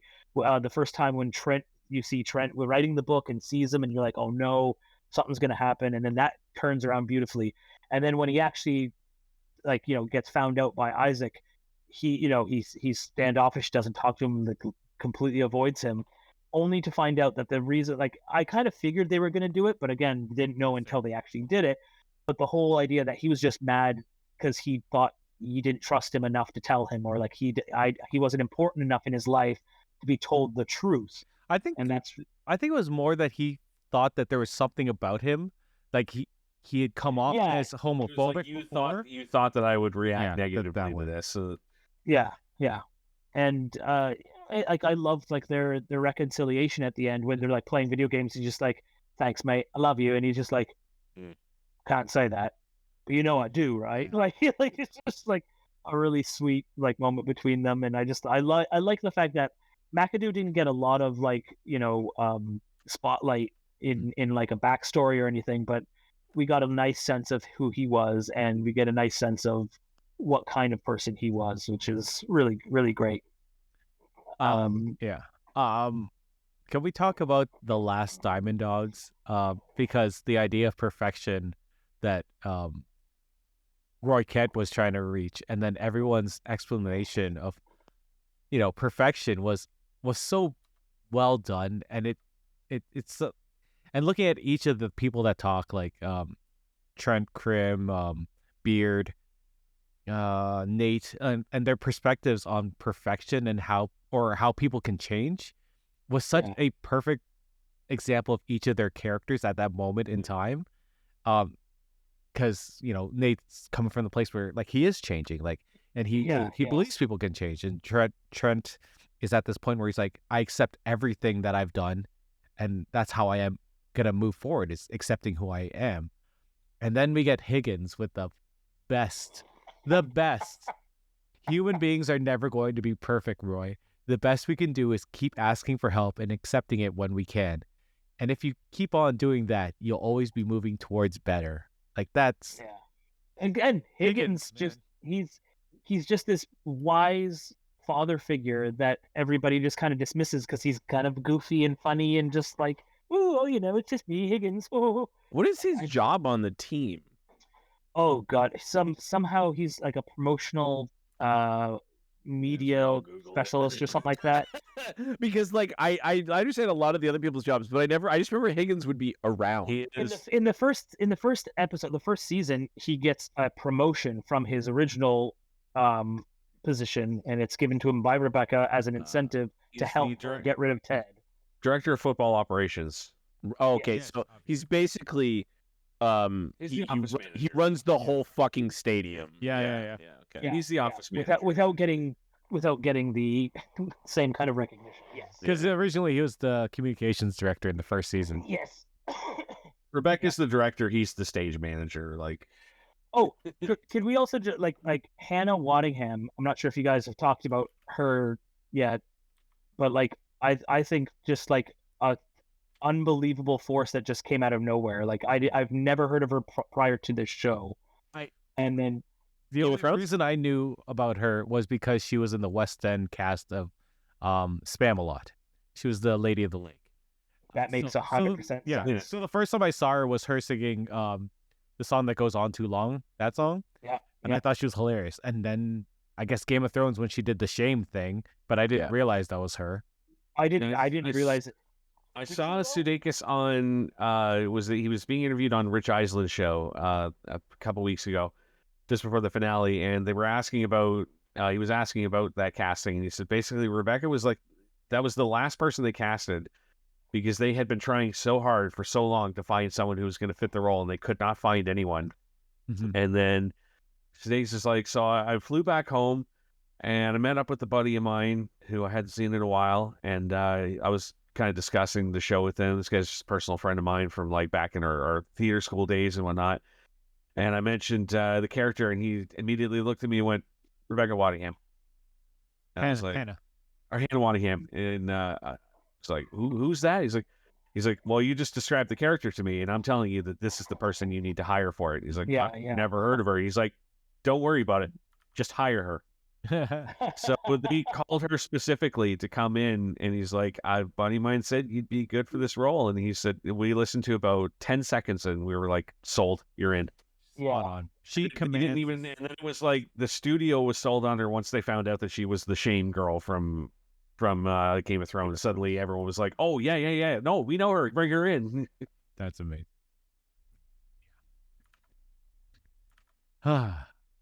Dead air. Yes. Yeah, there. I know. I know it bothers Eric so much It does. as like the person who edits things. Why? But like I love awkward silences. Fucking, it's like my favorite thing that happens. Why?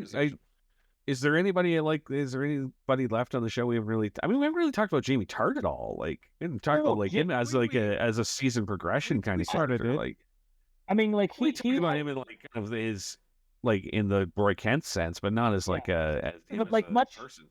much like the Nate storyline, he had the same sort of thing. Like first season, well, we're like Jamie Hart's kind of a dick. He's kind of a dick. He's learning his lesson, but then he becomes more of a dick. We don't like him. We hate him. Then he comes back. He slowly redeems himself and becomes a more lovable character. And then by the third season, we're like, oh, we love Jamie. And then we see him being at odds with Zava, and the whole. That's Yeah, you remember we haven't talked about Zava. We haven't talked about Zava. Oh my god.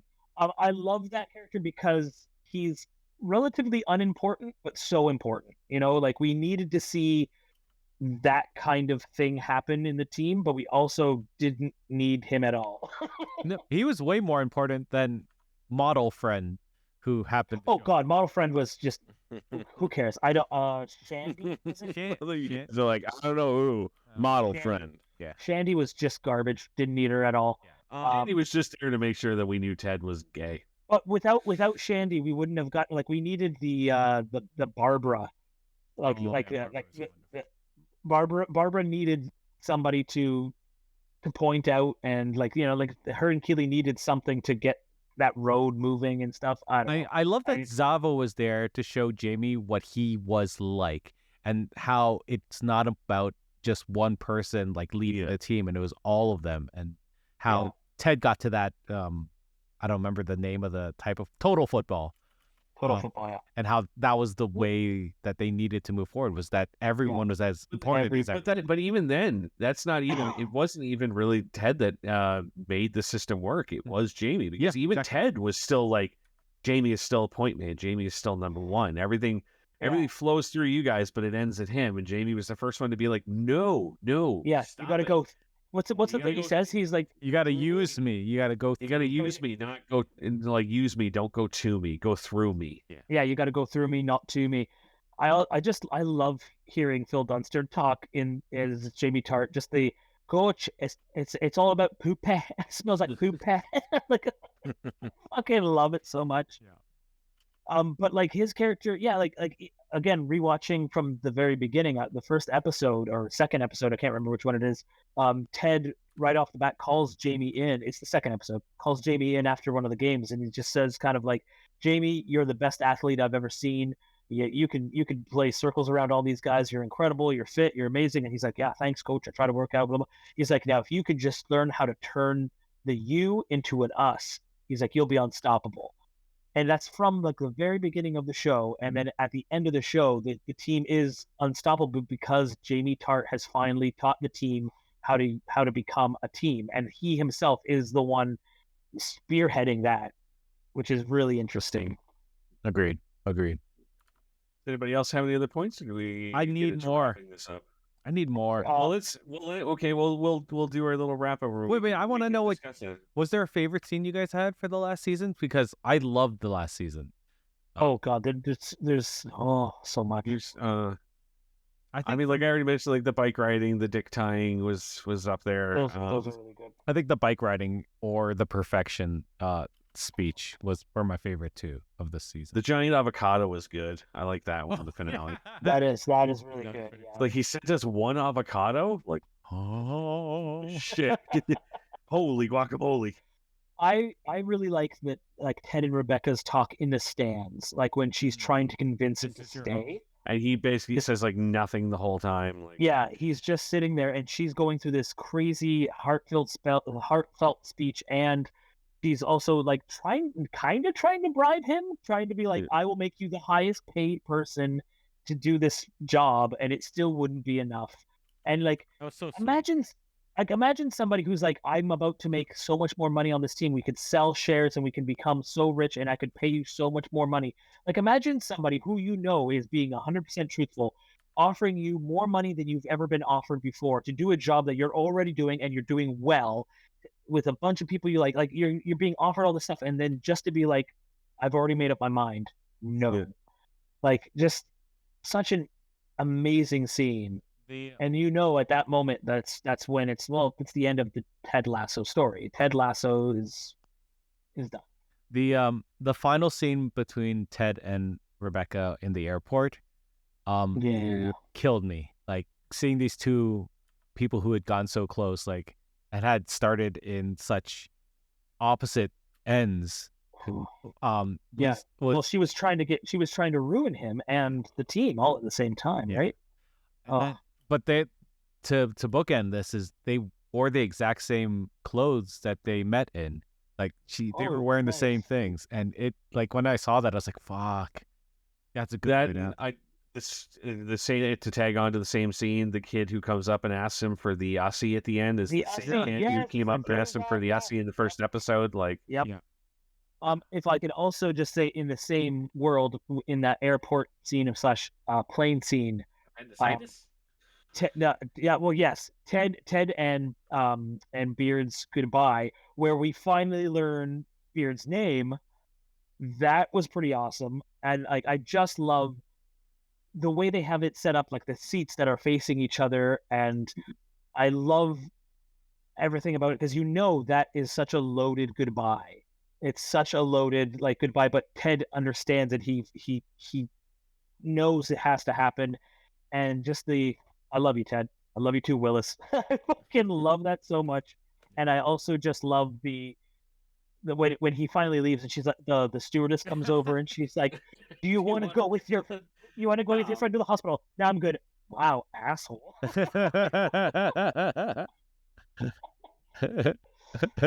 Oh. I think another little favorite scene, just to add on to the just for the finale, the opening sequence. The finale, the aftermath of Ted quitting. Oh my God! And in Rebecca's kitchen. Yeah. Oh, that Speedo, man. That Speedo. Now, okay. Do we think that was planned, or did he just walk in wearing that? Oh, he probably wrote that in there. But like, did he write it and was it written, or did he just say, "This is going to be great, everybody, make sure you're in character and you're ready," and just walked in and did the scene? I hope, because there's like, I feel like Hannah Waddingham is trying, like, she's biting the inside of her mouth, you know, like, just like that. It may have been just the same way that he may have ad-libbed that line at the end when they're screaming at the maid. No, those ropes aren't garbage. Some of those ropes are meant to be dirty. Dave. I mean, it could still be in the script. The show makes you believe that there was some group sex happening. I mean, the Speedo could be written in, and still, when it happens in front of you, that's nothing you can expect. Because that was tiny. That was wow.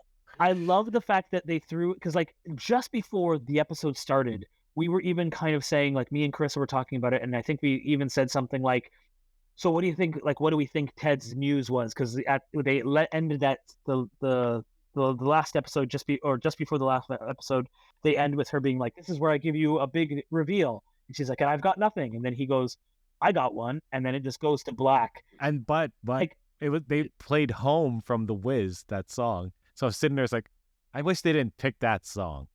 oh, see, I didn't hear the song at all. I was just like, what is it? But I knew, like, in my mind, and like right off the bat, I was like, Ted's about to tell her that I have to leave. I have to go back home. But just that split second, because a whole bunch of people that I knew were also asking, oh, do we think that Ted just like professed his love to Rebecca or something? And I'm like, no, that's not going to happen. That's not what their relationship isn't built on that. It doesn't exist like that. It's not that. And then to have that opening sequence, I was like, That's what? That was what I loved about that opening sequence so much, is because I think the majority of people knew what he was going to tell her in that moment. Yeah. So we didn't need to like the first scene to be like immediately taking place right there in the office, them talking about it. It was the way they chose to reveal his answer was just so fucking hilarious.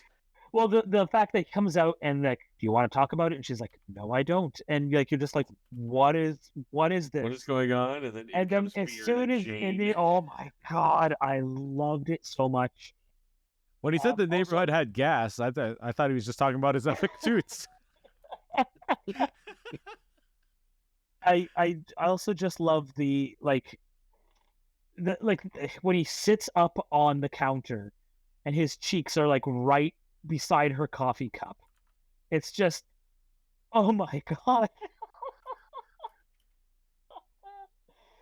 God, they gave us such a great last episode. Yeah. I was very happy with it.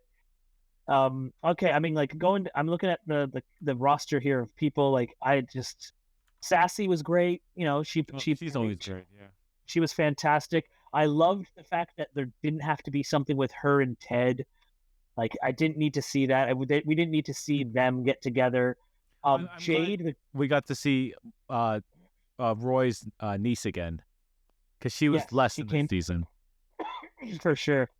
The Jade who played the girl Jade who was Nate's girlfriend. I liked her. Yeah, she gets a really good developed character this season. She was so much better than I think she was given credit for, because like, you know, she did her part. Like, I love the part every time he was in the restaurant. My girlfriend works here, and she was never there every time he pointed. Fucking loved that gag. It was so good. And how she got the boss to fire him. Well, the part, because he's like, I need to let you go, Nate. And he's like, why? He's like, no, it's not anything you did. He's like, you're on time. You're not stealing. You actually do the work that we're asking you to do. Waiter. You're my best waiter. And he's like, why? He's like, because she's telling me, like, if I don't do this, she's going to go to the cops and like turn me in for what I have here or whatever. And he's like, well, what are you doing? He's like, I can't tell you that. Like, I love that so much. Oh God. Also, like, I love the fact that throughout the entirety of the last episode, Rupert is literally just walking around like Darth Vader meets like the Emperor, like just black cape wafting in the wind. Like, when Sassy goes up to him and says, looks like you're gonna lose the other team, you get through them like wives or mistresses. I was like, fuck, Sassy, man. Yeah, awesome. So good. Oh God.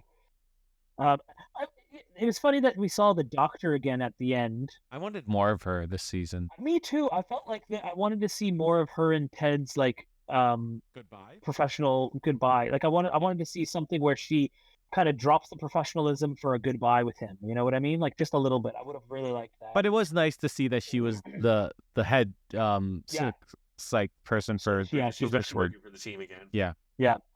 Also, the what's his name? The boyfriend, Michelle's boyfriend.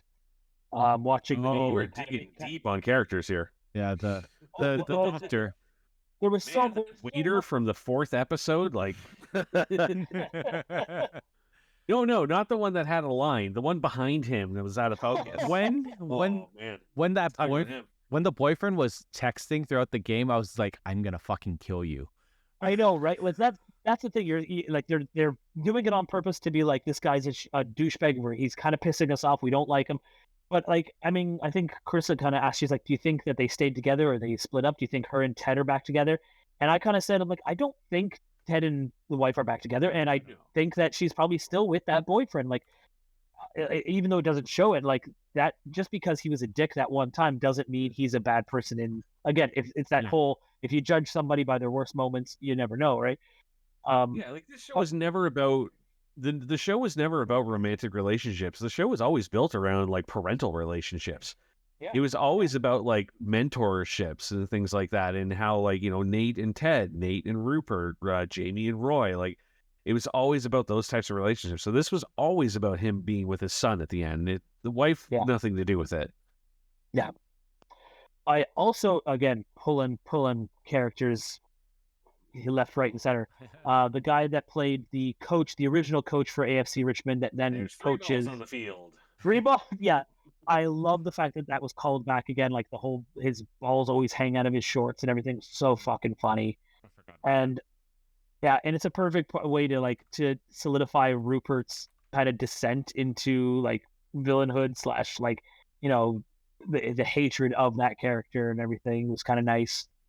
I also really appreciate this show. The fact that they use real football pundits throughout the breaks of the games, like doing all the commentary. It added some realism, and they were always so fucking funny. When they did the, you ever have a cry before the game starts? Nah, that's the time that's spent usually having a nervous vomit. Would you like to see me cry right now? No, I would not. Would you like to see me vomit? Exactly. Yeah. Also, Nate Shelley's dad. Oh, yeah. Like, like the entire time you watch this show and you see him interact with Nate, and you're just like, oh, this guy's awful. Why is he so like rude to his son? Why is he always so? And then like that reveal at the end where he's just like, I never knew how to parrot a genius. And like when he's listening to him play the violin, and he just wants to keep hearing him, and he's like, I miss hearing you play the violin. And I kind of like, I get it. Like it's like he came from a different world. He came from a place where he's like, I just want the best for him, but I don't know how. I don't know what I can do to someone who's already advanced compared to me. Like, it would be frustrating, and to see them like either squander that talent or life, like you just get so used to being angry about it, and that's kind of what he was. For that to end off on such a beautiful sequence of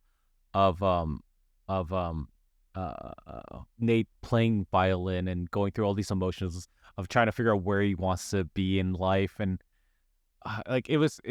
that sequence was so well done. And Nick Mohammed actually played the violin with his wife for that track, so adding some realism to that is just really spot on. For someone who said he wasn't going to talk a lot today, I've talked a lot. Yeah. We're also approaching. We're coming up close on the 2-hour mark, and I think we've run out of guest actors for Mark to talk about. Jamie Tartt's dad. No, for fuck's That sake. was an amazing reveal in the end to see that he actually wanted to become better and went into AA. Like that was. Yeah. Well, I mean, it worked.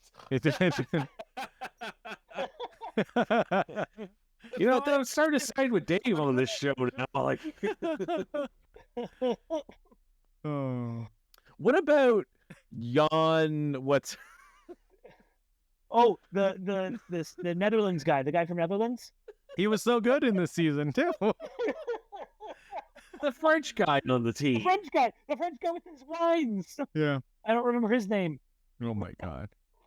Oh, it was like Mont Blanc or Blanc or I don't know. And the Swedish guy, the guy. Oh, was it Swedish? Guy. Yeah. He's like got the curly black hair and like the black skin. And he's just, what? Montclair. That was the French. That's the French guy. That's the French guy. Yeah. The bumper catch guy who had 2 lines this season. Wait. How about this? What did you think about Ted coaching children's football at the end as the last scene? It was fine, but it felt like very like, how do we, like, it felt very TV. It felt very I thought the same thing. It was right up there with Sound of Music. Yeah. It was the obvious choice. Yeah, that's the only one where I was like, oh, okay, I guess fine. I honestly would have like preferred to see him doing something like really different, or like not even. I didn't even need to see him working. Like that would be funny actually. But like I didn't need to see him working. I wouldn't have minded just seeing him like doing something with his son instead. and like maybe picking up his son and going somewhere for like a day out, or like the him and like the wife and the boyfriend or something all out doing something just to show that the family is still a family. It's just a different kind of family unit now. Maybe Ted just enjoying the soccer game with his son. Like that would have been, I think that would have been better. Yeah, even just that would have been better. Like them just sitting and enjoying the game or something. I felt like him coaching was a little bit too on the nose for sure. Dave, you gonna watch the third season though? Absolutely not. I thought I'd try. I'm going to rewatch it again. We're coming up on the 2-hour mark here, so rather than asking for final thoughts, because I think we've gone through all of our thoughts on this. Mark will probably go for another 4 hours. Wrap up really quickly. I just want to know from everybody's perspective: do you think the show will continue, and if so, how do you think they're going to continue it, Mark? I think it will try. I think writers and producers will try to get it to come back. I don't think it'll be Ted Lasso. If it was named Richmond or AFC Richmond or like something else, I think it could work. But like I think that there's a lot of rich stuff there, like with the women's soccer league that they kind of introduced. I think that there's a lot with the new coaching staff, with like the teams, and with like the the personal friendships and relationships that have been developed by all the other characters. I think that there could be another show there. Whether it will be received well, whether they'll actually put all their eggs into that basket, we'll see. I don't know. I would love to see something come out of this. I feel like I would enjoy, especially if Hannah Waddingham's in there, if Brendan Hunt's in there. Like I will watch it again for sure. So I hope it goes on, but time will tell. Eric? 100%. I think they're gonna keep moving forward with something. I'm hoping it is an AFC Richmond show, that focuses on the two teams. If Jamie Tartt's injury maybe is a little more serious, maybe he's the coach of the ladies team. I think that would be amazing. Kind of good, yeah. Good. Jamie, you're not supposed to sleep with all the fucking players. I think he's at a point in his life where he wouldn't do that though. Like he's evolved so much. I would love to see him coaching like opposite of Roy Kent, like both on Richmond teams. I think that would be such a brilliant way to use them both. And apparently they're both best friends in real life, like the actors who play Jamie and Roy. Do I want to see Ted show up on these shows? No, but it would be nice for him to like have a Zoom call with Rebecca or something, like in the first episode. And even just like an email from Ted once in a while, just getting like, oh, this is what I'm up to, or like, just like if they want to develop what that character has been up to, that's fine. But I don't think we need Ted back. I don't think we need to see Jason Sudeikis. That would be a step backwards if they keep on bringing him back. I think that's unnecessary. Yeah. I don't think it's going to happen for a couple years. With the writer's strike. Brendan Hunt has said that if the show does come back, it's going to be at least 2 or 3 year hiatus before it does. They all want to. Yeah, he's like, everyone wants to take a break. Everyone wants to rest up and enjoy our lives for a little while before we consider anything. Plus, there's the strike going on and support the writers, right? So, my prediction is Ted Lasso in space. I would watch that. I was literally about to say, like, Dave, I want to hear you pitch season 4 somehow involving mech. Diamond Dogs, my friend. Diamond Dogs. 2237. All sports are replaced by robots. They had that Robo Baseball game on frozen cryogenically to help a struggling what league? Because they're not Premier League to start. They're Premier League and then Champions League. It's Championship. It was Champions League, then Premier League, then Championship League. Okay. Yeah. So, to help a struggling Champions League team at AFC Richmond, except all of them are robots. But Ted Lasso is the only human, and he teaches all the robots to feel. Wait, are these robots with human brains? Or like no, they're robots. Okay, yeah, robots. Yeah. In MechWarrior, there's pilots in like they're not. There's no AI. They have people. Oh, I meant. I was just wondering in your pitch. But in my version of Ted Lasso in space, they are AI Take it over. I would really like to see Danny Rojas like piloting a mech. I think that Oh would my be really God, great. yes. He's like, And for some odd reason, his hair is still flowing inside the mech. Yeah, just like it would. Well, there was a BattleTech cartoon, and the bad guy had like long flowing hair. Zorro's His piloting a fans, mech it's with very a mask warm on. inside. Yeah. The clan is love. The clan is life. What were you? So I'll interject real quick. In my opinion, 100% the show's coming back. 100%. The fact that Ted is the only person who left the show. Yeah. He's the only character that left the show. Everybody else stayed. And some of them even painfully stayed, despite giving them options to leave. They did. So I think 100% the show's going to stay. Got shredded. And I think the show is going... Yeah, but he was still on the plane. He was still leaving. He was still getting ready to leave, and the only reason he was going to leave is because he was so afraid to tell Ted he wanted to stay. So I think that 100% it's going to come back. It's probably going to be called the Richmond Way, as Ted explained. This is not my show. It never was, and I think that's the way that we're going to come back. I would like to see it be some kind of competition between like the male and the female teams. You know, like, who does Rebecca support more? Who's going to coach them? I would like to see there be some... I like the idea of Jamie coaching the female team and that adding further conflict between him and Roy, especially if Keely's promoting both teams and they're still both fighting for her. Like, I don't want them to fight over her. There's so many ways the show can go. There's so many options that are still left open for it. Like, it doesn't need to end just yet. So... Well, it's probably going to be even longer because SAG-AFTRA just voted 97.91% to also strike. Yeah. And apparently Directors Guild is voting soon. So all of entertainment is going to grind to a fucking halt. Oh, man, I can't wait to see Spider-Man when Tom Holland's 57 years old. All right. Right. All right. You want to take us out? Let's do it. Thank you. Thanks, guys, for coming out tonight. Thanks, everybody, for listening to our talk about a wonderful, wonderful show that we're all going to miss. Whether it comes back or whether it doesn't, we're going to lose the story that we grew to love. But with that, thanks for hanging out with us tonight. Thank you, Eric. Thank you, Dave. Thank you, Mark. We'll be back in a couple weeks to discuss something else. Who knows what? We'll let you know. Spider-Man. All right. Spider-Man. What is it? Across the multiverse? Is it across... Into no, there's the first one. Across, yeah. Because the third has been announced. It's Beyond. Beyond, yeah. This is Geeks with Kids, and it took 3 of us to figure out the title of a movie. Yeah. Anyway, good night. Good night, everyone. Bye. Whoa, pride. Well, that's it for us this week on Geeks with Kids. If you want to get a hold of us, you can send us an email at podcast@geekswithkids.ca. And don't forget to like us on Facebook at facebook.com/geekswithkids. Follow us on Twitter at geekswithkidscn. Check out our pics on Instagram at geekswithkids. And you can find all of this good stuff on our website at www.geekswithkids.ca. So if you like what you hear, why don't you hit that subscribe button and leave us a comment. This podcast can be found on iTunes, Spotify, Google Play, Stitcher, YouTube, and your favorite podcasting app. Thanks again for listening, and we'll see you next time.